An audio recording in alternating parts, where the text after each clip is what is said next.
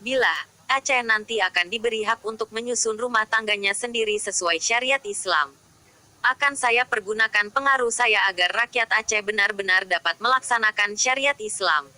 Apakah kakak masih ragu? Kata-kata di atas diucapkan oleh Soekarno sambil terisak di bahu seseorang yang ia panggil kakak. Sang kakak tidak lain adalah Daud Bereh. Akhirnya, berbekal iba dan isak tangis, Soekarno berhasil meluluhkan hati sang Abu Jihad. Demikian panggilan Daud Bereh.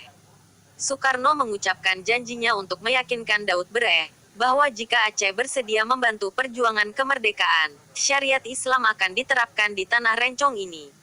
Maka urung niat Daud Bereh meminta perjanjian hitam di atas putih. Tapi ternyata janji tinggal janji. Belum kering bibir Soekarno berjanji, ia sendiri yang mengkhianati janjinya sendiri. Dan penerapan syariat Islam di Aceh pun tinggal mimpi. Air mata yang diteteskan Soekarno ternyata hanya pelengkap sandiwara, malahan, balas jasa politik yang didapat rakyat Aceh sebaliknya.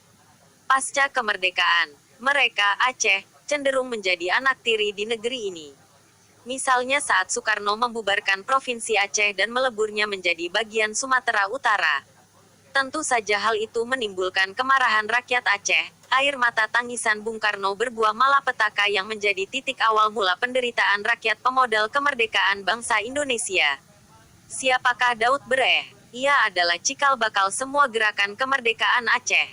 Lahir tanggal 17 September tahun 1899.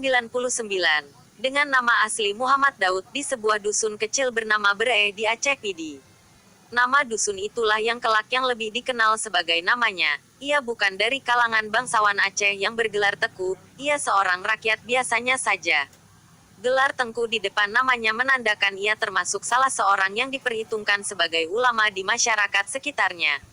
Selain Abu Jihad, orang-orang di sekitarnya biasa memanggilnya dengan sebutan Abu Daud atau Abu Bereh.